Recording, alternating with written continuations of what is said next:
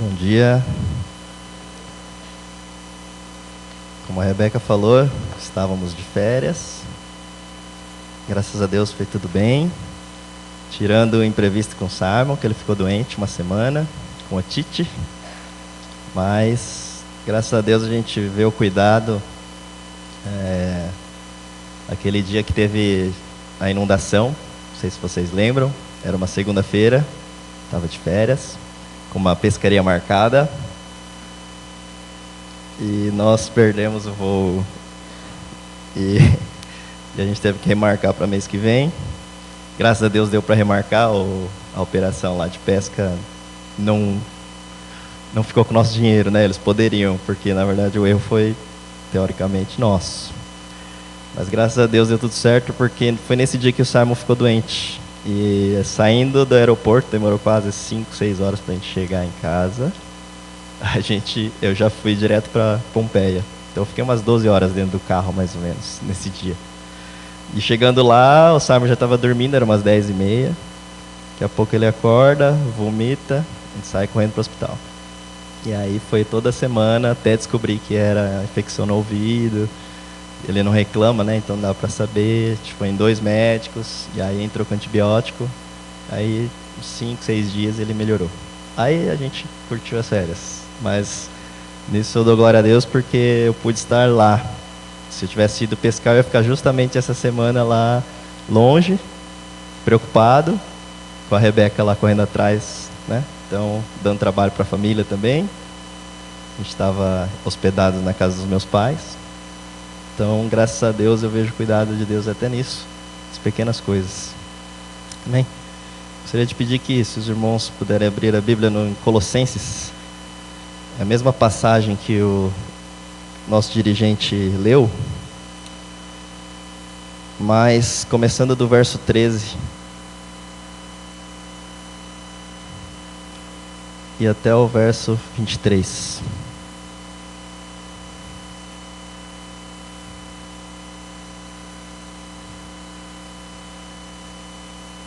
Verso 13.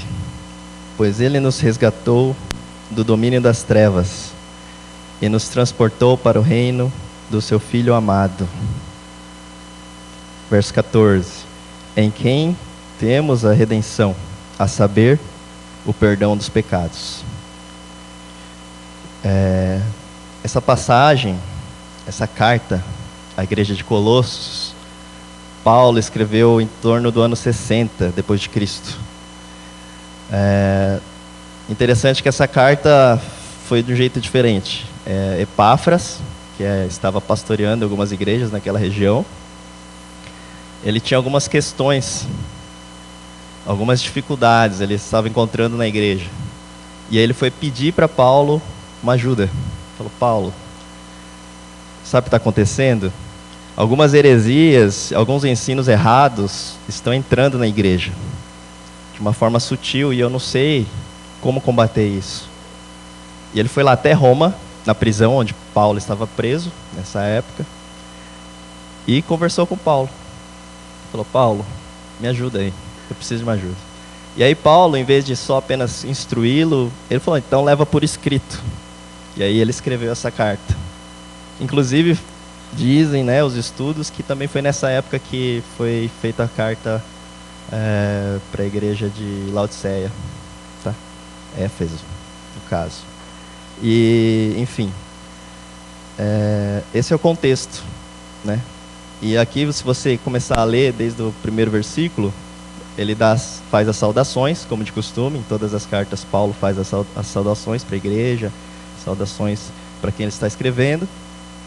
E aí ele fala que Epáfras contou um pouco do que ele estava passando lá, e ele disse que estava ouvindo o que estava acontecendo com a igreja.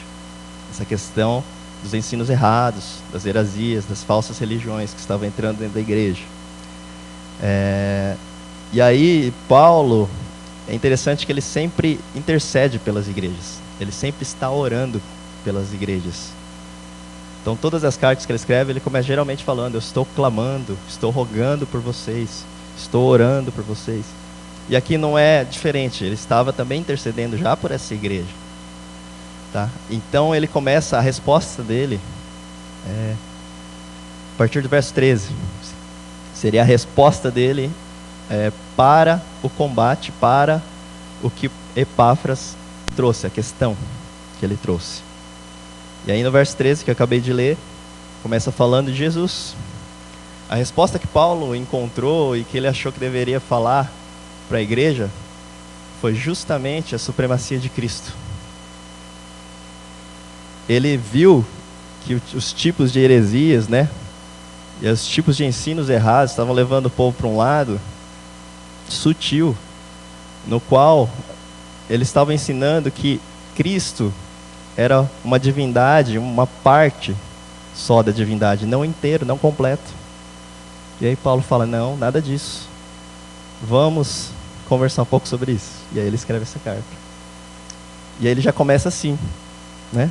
No verso 13, ele já começa falando que nos tirou de quem? Jesus. Nos tirou do domínio das trevas e nos trouxe para o seu domínio, o reino de Deus.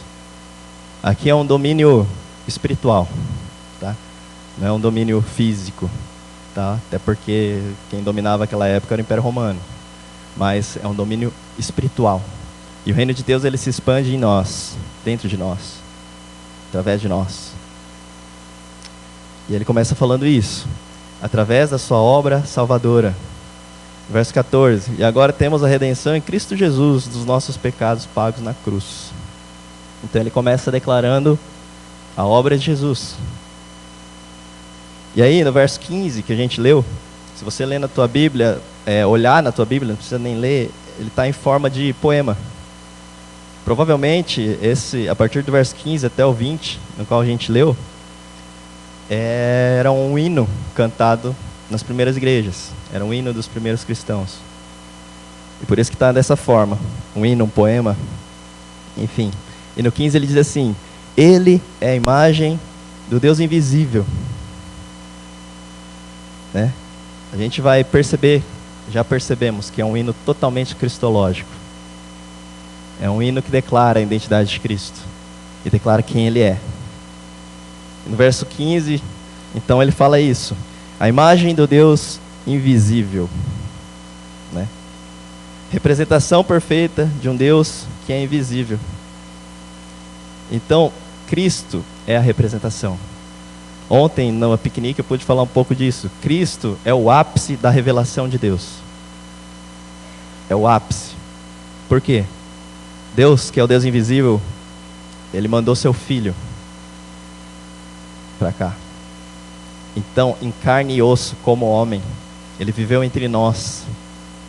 Ele passava pelas mesmas dificuldades que nós. Ele andou entre nós, como todo mundo. Mas Ele não pecou. Então esse é o ápice da revelação que a gente tem de Deus. Porque a maior semelhança que a gente vai conseguir encontrar e identificação com Deus é essa, é através de Cristo. Ele está falando daqui, do Deus invisível. Depois, primogênito de toda a criação. Por que Jesus era o primogênito de toda a criação? A gente parar para pensar, o que é primogênito? O que é ser primogênito? Né? Eu não sei se hoje em dia a gente continua com a nossa cultura japonesa de que o primogênito tem direito, né? Muito mais direito do que todos os outros filhos, homem no caso. Naquela época em Israel era a mesma coisa. Mesma coisa. O primogênito tinha mais direitos, muito mais direitos do que os outros filhos. E aqui, o que está falando? Que ele é primogênito sobre toda a criação.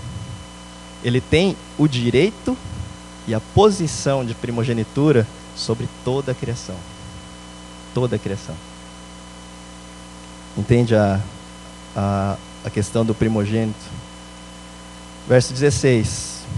Pois nele foram criadas todas as coisas, nos céus e na terra. Né? Todas as coisas, absolutamente todas as coisas. Né? E aí continua. As visíveis e as invisíveis, sejam tronos ou soberanias, poderes ou autoridades. Quando a gente lê isso, né, depois continua, né, todas as coisas foram criadas por Ele e para Ele. Acabamos de cantar. Tudo é para Ele. Tudo foi feito nele. E quando aqui está falando todas as coisas, é literalmente todas as coisas. Seja as coisas físicas, seja as coisas espirituais, seja as relações humanas, enfim, os princípios, tudo que é real está baseado na criação de Deus. E está em Cristo, foi feito nele. Verso 17. Ele é antes de todas as coisas e nele tudo subsiste. A questão do subsistir é que tudo, a gente acabou de falar, tudo, está subsistindo através dele, ou seja, está sendo sustentado através de Cristo, por conta dele. Ele sustenta e ele é o que une. Isso é Cristo. Depois, verso 18. Ele é a cabeça do corpo, que é a igreja. É o princípio e o primogênito dentre os mortos, para quem em tudo tenha a supremacia. Eu acho que para mim esse é um verso muito interessante. Eu gostei muito assim, de estudar ele, porque eu sempre me perguntei de onde veio essa figura de linguagem de Cristo ser o cabeça da igreja e nós o corpo, né? A gente sempre usa essa figura de linguagem. E naquela época, quem era o centro, quem era o cabeça da sociedade? Era o imperador romano. Então o imperador, ele tinha essa figura na cabeça das pessoas, que ele era o cabeça, ele que mandava. Era tudo centralizado no imperador, tá? Era uma centralidade violenta, ganhada à força? Sim, infelizmente. Mas era o que acontecia na sociedade. E aí quando Paulo coloca essa figura de linguagem no versículo, ele está fazendo isso intencionalmente, como Paulo sempre foi. Ele está falando, não é o imperador que é o cabeça. Não é. Jesus Cristo é o cabeça da igreja. Entende? Vocês já foram resgatados. Vocês já vivem no reino de Deus. E o reino de Deus, a igreja, quem é o cabeça? É Jesus Cristo, não o imperador. Então isso vai contra um pouco a cultura. Isso é proposital. Porque às vezes a gente está na igreja, mas a gente ainda tem culturas que não são da igreja. Entende? Ainda a gente traz isso, porque lógico, a gente vive na sociedade. Não tem jeito. Mas a gente pensa às vezes que certas pessoas ou certas autoridades estão no lugar de Jesus. Mas não é. Dentro da igreja, não é. E tudo é de Cristo. E, enfim. E outra, Cristo é o cabeça da igreja e Ele é a fonte de vida e o poder. Tá? Se a gente tirar a cabeça, o que acontece? É nesse sentido que Paulo está falando. Verso 20, quer dizer, 19. Pois foi do agrado de Deus que nele habitasse toda a plenitude. Plenitude de Cristo.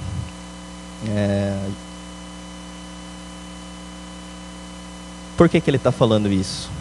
Como eu falei, ele estava combatendo os falsos ensinos, as heresias. Tá? E um dos ensinos errados é justamente esse, que Cristo era a manifestação parcial da divindade toda.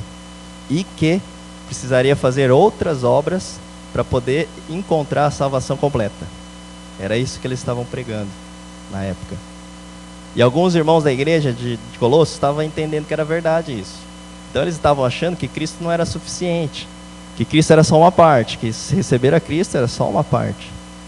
Mas que para ter a espiritualidade completa, para ter a salvação, eles precisavam fazer obras. Precisavam fazer coisas que os fariseus faziam. Precisavam mostrar para os outros. E aqui Cristo fala, não. Paulo fala, não, Cristo tem toda a plenitude. Toda a plenitude. A plenitude você só vai encontrar em Cristo. É o contrário do que vocês estão falando. A plenitude completa é só em Cristo Jesus. Então isso é um combate aos falsos ensinos, né? E Paulo, ele afirma a plenitude de Cristo nesse versículo. Ele chega e fala, é só nele, é só em Cristo. Ele afirma a suficiência de Cristo. Amém? Aleluia. Verso 20, aí eu vou pular para o 22, depois a gente volta para o 21 e 23. O verso 20 diz assim: e por meio dele reconciliaste consigo todas as coisas, tanto as que estão na terra quanto as que estão nos céus, estabelecendo a paz pelo seu sangue derramado na cruz. No 22 diz assim: mas agora ele reconciliou pelo corpo físico de Cristo, mediante a morte, para apresentá-los diante dele santos, inculpáveis e livres de qualquer acusação.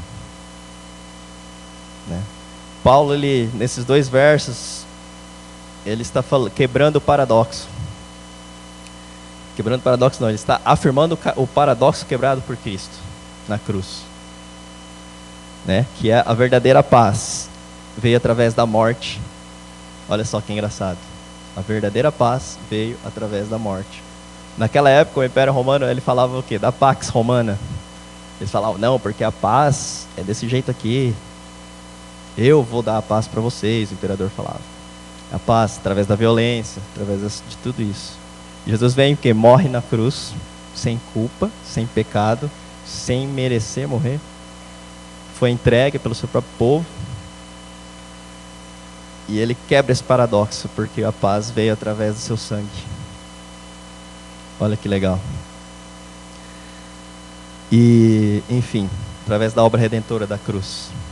No verso 21 e 23, existe uma quebra, aí já não é mais, é uma quebra nacionalista, na verdade, digamos assim. Diz assim: antes vocês estavam separados de Deus, e na mente de vocês eram inimigos, por causa do mau procedimento de vocês. No 23. Desde que continuem alicerçados e firmes na fé, sem se afastarem da esperança do Evangelho, que vocês ouviram e que tem sido proclamado a todos os que estão debaixo do céu. Este é o Evangelho do qual eu, Paulo, me tornei ministro. Aqui ele está falando da questão dos gentios.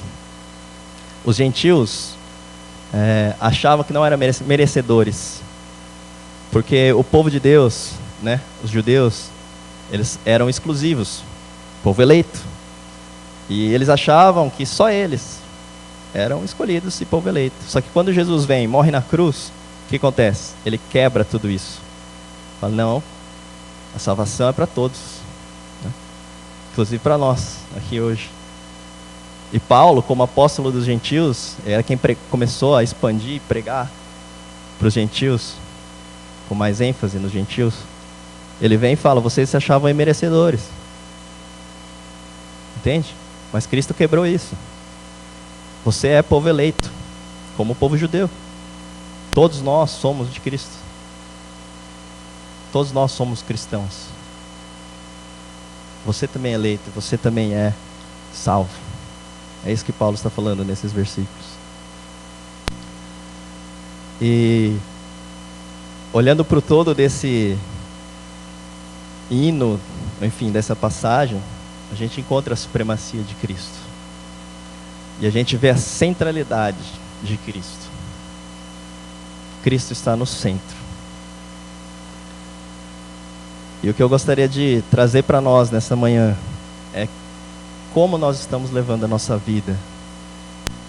A gente canta, a gente declara que Cristo é o centro, sabe?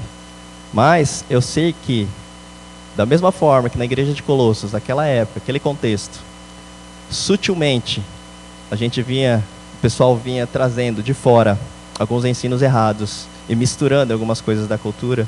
Da mesma forma nós fazemos hoje, infelizmente, porque não tem como fugir disso. Mas eu gostaria de pensar um pouco com vocês como tem sido a nossa vida, como tem sido a sua vida com Cristo. Será que nós temos vivido uma vida cristocêntrica? Sabe?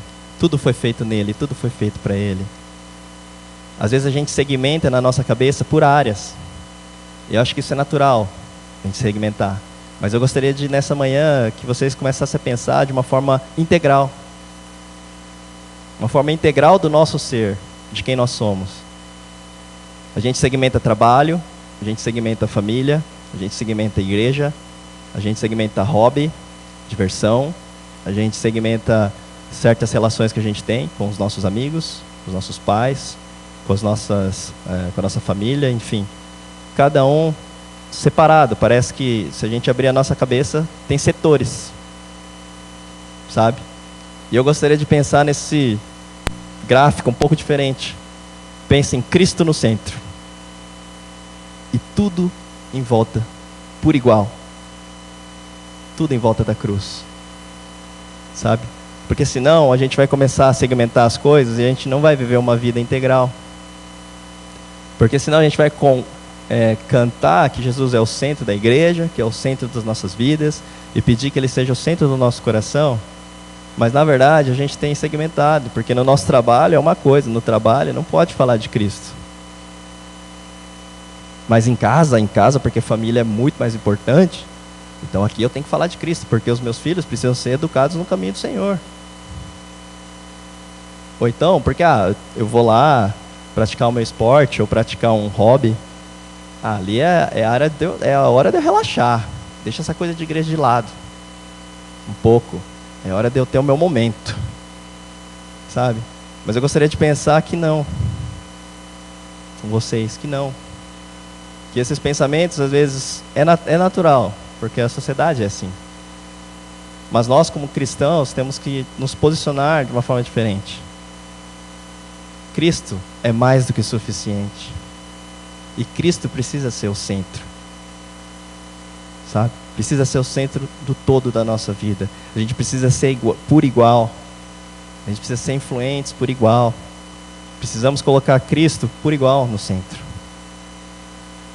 E aí todas as coisas. E aí sim, a gente vai aos poucos, sendo o quê? Santificados com Cristo no centro.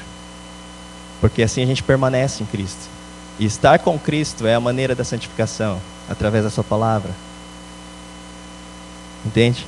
Eu costumo dizer que a gente pode conhecer muito da Bíblia, mas se Cristo não estiver no centro da sua leitura, da sua vida, é só mais uma leitura.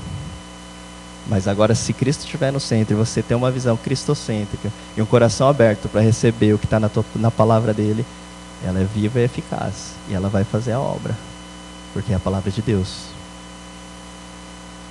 Entende? Isso é o abrir dos olhos, que está escrito em Coríntios. Esse é o abrir dos olhos. Conseguir enxergar a Cristo, né? A gente foi numa palestra do John Piper, e lá ele fala uma coisa que assim me deixou marcado. Ele fala justamente de Coríntios. Ele fala assim que quando a gente abre os nossos olhos, a gente enxerga, quando Jesus começa a ser o centro das nossas vidas, a gente enxerga Jesus de 3 formas que a gente não enxergava. Que é o quê? Jesus, ele é a gente enxerga a beleza de Jesus. A gente enxerga a grandeza de Jesus. E a gente enxerga o valor infinito que ele tem. Sabe? Quando eu conto meu testemunho, eu falo que eu era criança, cresci na igreja, fui aprendendo, só que eu não era convertido. E lá pela minha pré-adolescência, quando parece que Deus veio e tocou e abriu os meus olhos, todas aquelas historinhas que hoje a gente ensina para o Simon, por exemplo, Noé, criação, queda, história de Jesus, Abraão, enfim, todas essas histórias parece que fez sentido. Sabe? Falo, nossa, tudo fez sentido agora. E esse é o abrir dos olhos. E isso é enxergar Jesus Cristo como centro das nossas vidas. E enxergar que tudo subsiste nele. Que ele sustenta o mundo, que ele nos sustenta. E que não tem sentido nenhum se a gente não viver uma vida assim. Amém? Vamos orar? Senhor Deus, obrigado porque nesta carta, apenas na introdução aqui, nós conseguimos ver, Senhor, a Tua soberania, a Tua supremacia e conhecer um pouquinho de quem o Senhor é. Obrigado porque quanto mais a gente conhece o Senhor, e quanto mais a gente conhece a Cristo, a gente consegue enxergar o quão pequenos nós somos, o quão dependente nós somos. E nessa manhã eu quero pedir que o Senhor venha trazer no nosso coração a verdadeira centralidade, Senhor, do Senhor na nossa vida. Que o Senhor é Senhor e Salvador, nós declaramos sempre, mas que o Senhor seja Senhor de fato, Senhor, nas nossas vidas. Se a gente tem uma visão segmentada da nossa vida, tudo bem, mas que cada área a gente possa enxergar o Senhor no centro. Deus, abra os nossos corações para receber a Tua palavra. Abra os nossos ouvidos e os nossos olhos. E que todas as vezes que fomos orar, que fomos ler a Bíblia, que fomos nos relacionar com as pessoas e fazer qualquer coisa, possamos lembrar de que é o Senhor quem está no centro. E lembrar como o Senhor age e como o Senhor gostaria que nós agíssemos. Encontre em nós, Deus, pessoas integrais, por inteiras, dispostas, com o coração quebrantado, Senhor. Em nome de Jesus, obrigado porque essa palavra tem me transformado. E que o Senhor continue transformando cada um aqui, cada coração. Em nome de Jesus, Senhor. Amém.